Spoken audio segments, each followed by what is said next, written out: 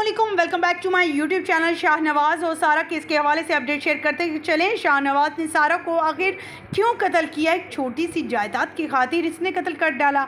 अयाज अमीन ने सच उगल दिया। गांव की मुलाजमा जो इनके घर पर काम करती थी, सारा के बारे में क्या कहती थी और साथ साथ रोती रही।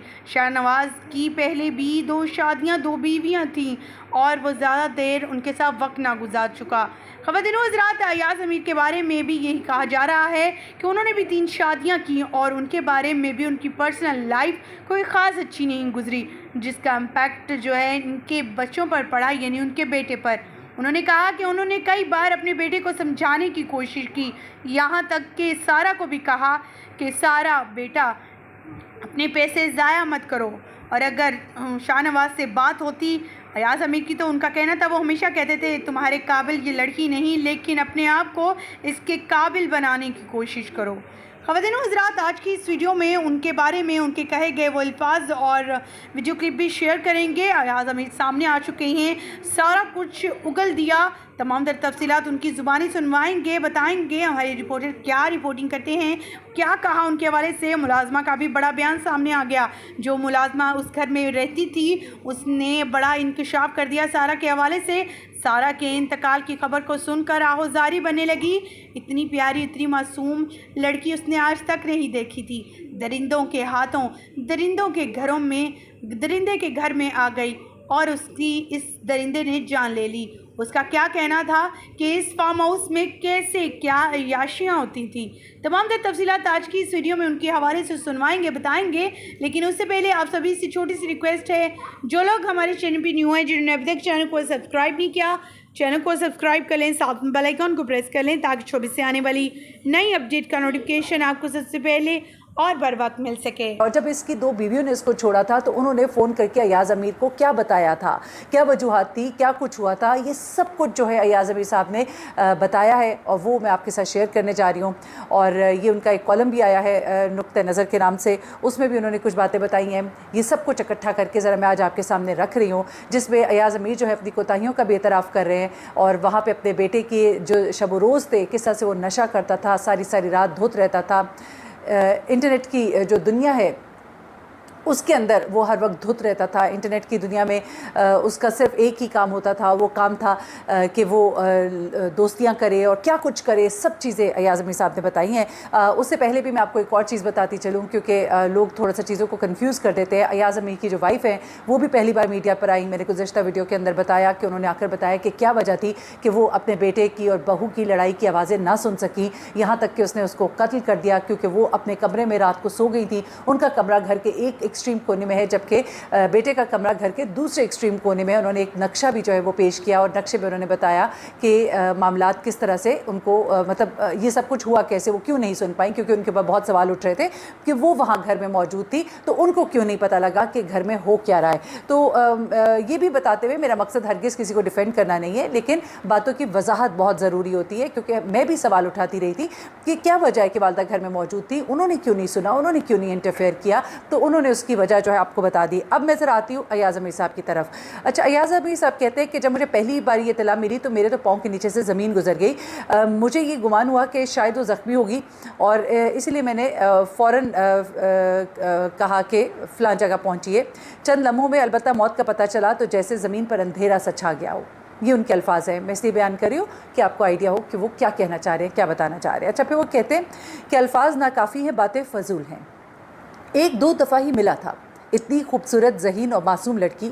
अपने कमबख्त को उसके सामने कहा था, तुम इसके काबिल नहीं, लेकिन काबिल होने की कोशिश करो। अब सोचता हूँ कि कुछ और भी कहना चाहिए था।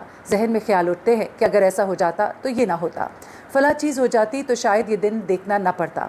इंसान अपने बारे में सोचने लगता है कि मुझसे क्या गलती हुई, कौन सा मेरा करना था जिसका असर औरों पर पड़ा। अपनी गलतियाँ तो होंगी, तरबियत की गलतियाँ होंगी, लेकिन कभी ख्याल ना जाता था कि ऐसा भी हो सकता है। एक तो मासूम जान का ज़या और ऊपर से उसके ख़ानदान को जो सदमा सहना पड़ा। इस मासूम जान ने क्या किया था, उसके माँ बाप ने क्या किया था कि उनको ये दिन देखना पड़ा। अपनी गलती जिससे इनकार मुमकिन नहीं, ये थी कि ख़ानदान इकट्ठा न रह सका। आपको बताती चलूँ कि अयाज़ अमीर साहब की 3 शादियाँ हैं और तीनों ही शादियाँ उनकी नाकाम है, और इसी चीज़ का वो बयान कर रहे हैं कि उनकी ज़िंदगी में क्या कोताहियाँ थी। ख़ानदान टूट जाए तो बच्चों पर असर पड़ता है, लेकिन ये भी हकीकत है कि हर टूटे हुए ख़ानदान से ऐसे वाक़यात जन्म नहीं लेते। बड़ी अच्छी बात है जिसका उन्होंने एतराफ़ किया, क्योंकि बहुत से टूटे हुए ख़ानदानों के बहुत ही ज़बरदस्त बच्चे भी होते हैं, लेकिन टूटे हुए ख़ानदानों के असरात होते ज़रूर हैं। बस इंसान फिर अपनी किस्मत को रो सकता है। हमारा सदमा अलबत्ता अल्फाज तक है। जो हुआ वो तो सारा के साथ हुआ, सदमा उसका ख़ानदान बर्दाश्त कर रहा है, ख़ासतौर पर उसके वालिद। उनकी कैफियत को बयान करना मुश्किल है, कैफियत वही जान सकते हैं कि वो किस कर्ब से गुजर रहे हैं। और आपको याद होगा कि सारा के वालिद जो है किस तरह से फूट फूट कर रोते हुए उन्होंने मीडिया पर बयान दिया था कि कितनी उनकी वो प्यारी बेटी थी, कितना वो उससे प्यार करते थे। उसके बाद अयाज़ साहब कहते हैं कि एक बात वजाहत के लिए कह दूं कि किसी और किस्म का वाक़या होता, कोई लड़ाई हुई होती, कोई फायरिंग का केस होता, कुछ ज़ख्मी हुए होते, कुछ गिरे पड़े होते, तो मेरा रद्द-ए-अमल यकीनन मुख्तलिफ होता। ये निशान मिटा दो, वो कर दो, लेकिन यहाँ तो दिमाग शल ही हो गया। यानी वो ये कह रहे हैं कि अगर बेटे का कोई और मामला होता तो शायद मैं उसका साथ देता, छोटी मोटी लड़ाई झगड़ा होता।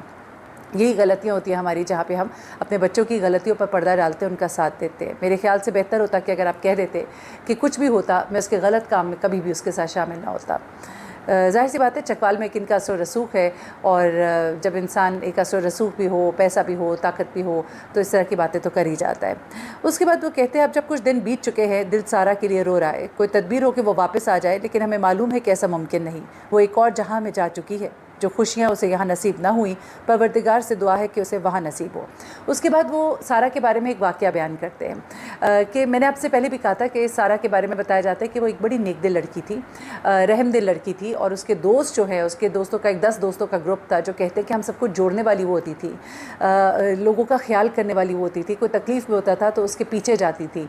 तो यही बात जो है अयाज़ साहब खुद अपनी बहू के बारे में बताते हैं कि वो एक ऐसी लड़की थी कि मुझे पता चला कि वहाँ बाहर से कुछ पैसे उसने भेजे थे गरीबों मुस्तहकीन में तकसीम करने की गर्ज से। गांव में जो मुलाजमा है उसने बताया कि कुछ गरीबों में यहाँ पैसे तकसीम हुए हैं। पता चला है कि सारा ने भेजे थे। जब दोनों मुझे मिले थे और अपने बेटे को मैंने फिर कहा था कि तुम उसके काबिल नहीं, शाहनवाज़ को ताकीद की कि अपनी आदतें बदलो, और सारा से कहा, ये ज़रा बात गौर करने वाली है, सारा से कहा कि किसी गर्ज से भी पैसे नहीं भेजने। यहाँ पर बात जो है बड़ी वाज़ेह है कि उनको भी अपने बेटे की आदतों का पता था। तभी उन्होंने सारा से कहा कि पैसे नहीं भेजने, या ये ना हो कि तुम्हारे पैसे गलत इस्तेमाल हो जाएं, क्योंकि वो अपने बेटों की आदतों से, अपने बेटे की आदतों से वाकिफ़ थे। तो ये बात बड़ी अहम है उनका ये कहना। और सारा से कहा किस गर्ज से भी पैसे नहीं भेजने। शाहनवाज़ को ताकीद की अपनी आदतें बदलो, बिगाड़ बहुत हो जाए तो ऐसी बातों का असर क्या रहता है। और जैसे ऊपर अर्ज़ किया, बिगाड़ बहुत हो जाए तो इंसान सोचने पर मजबूर हो जाता है कि इस बिगाड़ में मेरा कितना हिस्सा है। अब अपने बारे में वो कुछ बताने जा रहे हैं। वो बताते हैं कि वो किस तरह के इंसान है। कहते हैं मेरी ज़ाती आदत कभी मिसाली नहीं रही। मैं आपको पहले भी बता चुकी हूँ, अयाज़ अमीर साहब की ज़िंदगी से कुछ वाक़यात भी मैंने कोट किए थे। मैंने आपको बताया था कि उनके ऊपर कुछ एलिगेशंस भी लगे थे, कुछ उनकी लाइफ पर, लेकिन मैं उसका जिक्र अब बार बार नहीं करना चाहती।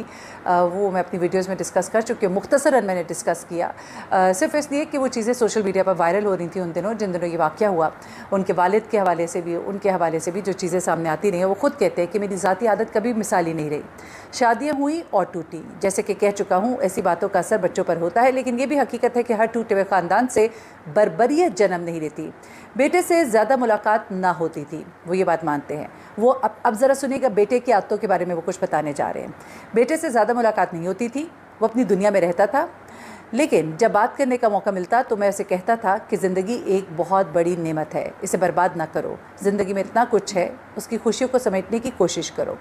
एक बात अलबत्ता वाज़ेह है कि जलील और ख़तरनाक नशों के सामने इंसान बेबस हो जाता है। वाज़ेह तौर पर वो इस बात का इकरार कर रहे हैं कि वो नशई था। इन नशों का इंसान गुलाम बन जाता है। नशा महज शराब का नहीं, बल्कि उसके ऊपर चर्स और गुर्दे का भी। आप अंदाज़ा कर सकते हैं कि चर्स और गुर्दे का किस मतलब क्या है, ठीक है। फिर नींद की गोलियों का इस्तेमाल, सिगरेटों का मुसलसल पिए जाना। हाँ, ये सवाल ज़रूर उठता है कि नशा तो बुरी चीज़ है, लेकिन नशे की नौबत और हालत तक पहुंचा कैसे, इसमें तुम्हारा कितना हाथ था, इसका क्या जवाब दे सकता हूँ। औलाद गलत रास्ते पर निकले तो बहुत से मुहर्रकात होते हैं, लेकिन मुहर्रकात के जिक्र से सफ़ात काले करता रहूँ तो उससे क्या सारा के माँ बाप की तशफ़ी हो सकेगी। वो मासूम जान तो गई, उसके वालिद जो समझिए ज़िंदा रहते हुए मर गए। लेकिन एक सवाल दिल में उठता है, पहली बार जब मैं सारा से मिला था तो मैंने पूछा, और शाहनवाज साथ बैठा था, यह बता रहे कि शाहनवाज साथ बैठा था, तब मैंने सारा से पूछा तुम इस लड़के को जानती नहीं थी, इसकी आदत से वाकिफ़ न थी? और सारा ने कहा मैं सब कुछ जानती हूँ, सब कुछ ठीक हो जाएगा।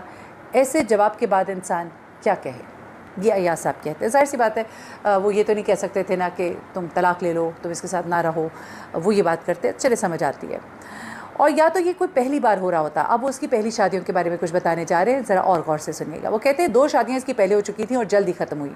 पहली शादी तो 8 दिन भी ना रही थी, ठीक है। 8वें रोज़ मेरी पहली बहू ने मुझे फ़ोन करके कहा कि अंकल मैं इस शख्स के साथ नहीं रह सकती। अच्छा, सारा की शादी आप यहाँ से अंदाज़ा